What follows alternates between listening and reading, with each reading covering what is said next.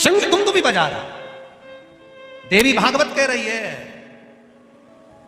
कुर्म पुराण कह रही है, कुर्म पुराण का 24वां अध्याय कह रहा है, भृंगी ने पुष्प उठाया और श्रृंगी दुमदुमी बजा रहा है। दुमदुमी अब जैसे ही दुमदुमी बजना चालू हुई तो पूरे कैलाश में चर्चा हो गई।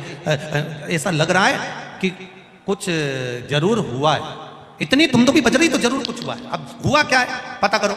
माता पार्वती जी ने गणेश जी को भेजा, माता पार्वती जी ने कार्तिकेय को भेजा। माता पार्वती जी ने जब गणेश कार्तिकेय को भेजा तो गणेश जी महाराज ने अपनी सूंड में जल भरकर ऊपर की ओर फेंका। देवताओं को लगा जरूर कोई बात है, सारे देवता आकर खड़े हुए। हुआ क्या है, दुमदुमी अचानक क्यों बजने लगे?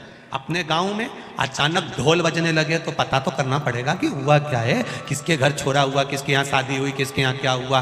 तो मालूम पड़े कि साहब ना तो छोरा हुआ ना शादी हुई, फिर ढोल क्यों बजे? तो क्या साहब वो मांगने वाला कोई आया है तो वो आटा मांग रिया है तो ढोल बजा रिया है। तो क्या मांगने के लिए ढोल की क्या जरूरत पड़ गई? तो क्या लोगों की बेल बजाओ तो गाली दे, ढोल बजाओ तो ताली बजाओ, तो इसलिए ढोल बजा। तो इसने आखिर बात क्या है, दुमदुमी बजी तो क्यों बजी? दुमदुमी बजने का कारण क्या है? जो दुमदुमी का नाद पड़ा सारे देवता आकर खड़े हो गए। इतने में भृंगी ने एक कनेर का पुष्प, मात्र कनेर का, जिसमें विष भरा हुआ है, किसी काम का नहीं, जिसमें सुगंध तक नहीं है, जो कोई काम का नहीं था, उस कनेर के पुष्प को भृंगी ने देवाधिदेव महादेव के चरणों में जैसे ही रखा, पार्वती जी ने उस पुष्प को देखा, देखकर विचार करा, जो भी सुगंधित पुष्प आता था शिव जी के ऊपर चढ़ता था, भले इसमें विष भरा है, क्यों ना ये भी शिव पे चढ़े। पार्वती जी ने उठाकर शंकर भगवान के कानों में उस पुष्प को लगा दिया। कनेर का वो फूल आज भी शंकर भगवान के फोटो में, पुराने फोटो में, पुराने चित्र में शिव जी के कान में लगा हुआ। कभी कभी किसी ने दर्शन करा है किसी ने ऐसा दर्शन कि शिव जी के कान में कनेर का फूल लगा हुआ देखा होगा? तब पार्वती जी ने कानों में उस पुष्प को लगाया। देवाधिदेव महादेव नेत्र बंद कर स्मरण करते हुए देख रहे हैं। देवता खड़े होकर अपने आप को विचार कर रहे हैं कि यह पुष्प शिव जी पर कितना सुशोभित हो रहा है, यह पुष्प हमको भी मिलना चाहिए। भगवान शिव ने नेत्र खोलकर कहा, यह मुझ पर चढ़ा है, देवताओं को भी प्रिय लगा है, सभी देवताओं को कनेर का पुष्प समर्पित होगा और वो कल्याण करने वाला। जहां पर पति और पत्नी के संबंध बेकार हो जाते हैं, विवाद हो जाता है, अदालत में बात पहुंच जाती है, परिवार वालों पर दहेज का केस चालू हो जाता है, कहीं ना कहीं किसी ना किसी रूप में कार्रवाई चालू हो जाती है, पति पत्नी में वापिस प्रेम को बढ़ाया जाए। उस प्रेम को बढ़ाने के लिए शंकर भगवान का समझ लीजिए शिवलिंग, कनेर के पुष्प की माला, काई के पुष्प की, कनेर का वो पीला जो फूल होता है, आप टीवी पर दर्शन कर रहे होंगे, कनेर के पुष्प की माला जो ऊपर जलाधारी लगी है, जिस जलाधारी में से बूंद बूंद पानी गिरता है, ये शंकर भगवान की 5 बेटियों का स्थान है। कौन कौन सी बेटी नाम ले? जया, विषहरा, श्यामली बारी, दौतली और 5वें नंबर की देव। ये शिव जी की 5 लड़की है जो पानी बूंद बूंद नीचे गिरा रही है।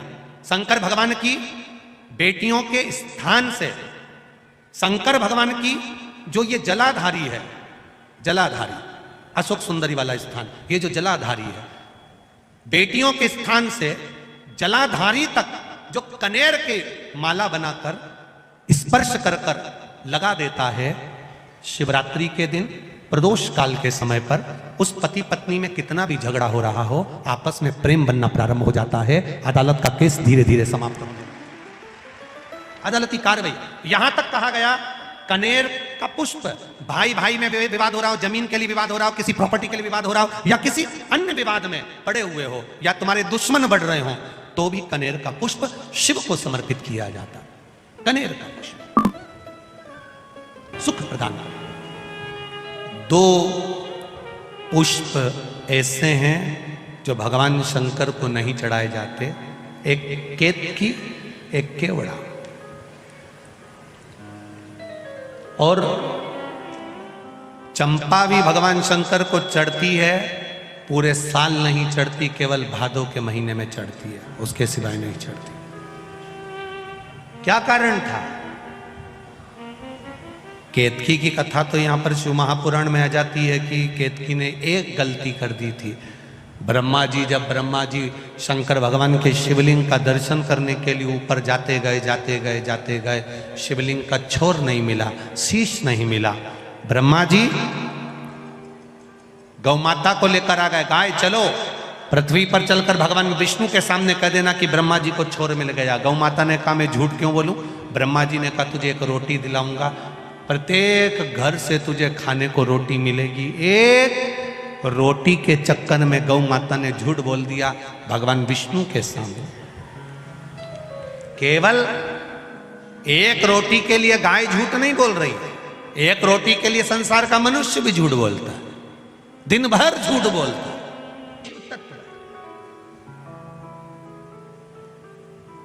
ये उघड़दानी की कथा। केतकी तूने झूठ बोला, झूठ बोल दो कहीं पर भी बोलोगे चलेगा, पर शिव के धाम पर नहीं, शंकर के पास नहीं, शिव महापुराण में नहीं, शंकर की चौखट पर नहीं, शंकर के द्वार पर नहीं, शिव जी के ओटले पर नहीं। पहले के समय में अदालत नहीं होती थी, पहले के समय पर अदालत नहीं होती थी, पहले के समय पर पंचायत नहीं होती थी। पहले के समय पर अगर कोई गड़बड़ करता था उसको शंकर जी के मंदिर ले जाते थे, उठा गंगा जली और कहते तूने ऐसा नहीं किया। केवल शंकर के मंदिर ले जाकर बिठा देते, उठा गंगा जली तूने ऐसा करा कि नहीं करा, उठा गंगा जली तू ये बोला कि नहीं बोला। क्यों?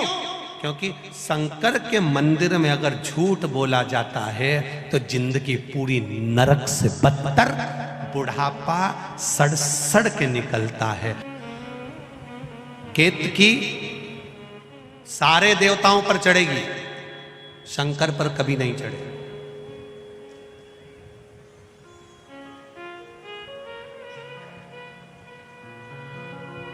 केवड़ा शिव जी पर क्यों नहीं चढ़ता? केवड़े का पुष्प शंकर तक क्यों नहीं पहुंचता? केवल एक कारण, चंपा साल भर भगवान देवाधिदेव महादेव पर क्यों नहीं चढ़ता? केवल भादो का महीना, केवल एक भद्रपद, बाकी का समय नहीं। कारण क्या है? केवल निंदा में व्यस्त रहता था। केवड़ा और चंपा दोनों का एक ही काम था, दिन भर केतकी की निंदा में लगे रहते थे। आप सबसे एक निवेदन है, कोई गलती करे, कोई गलत काम करे, उसने करने वाले ने कर दिया, हम क्यों उसकी निंदा करें? हम पंच पुष्प में से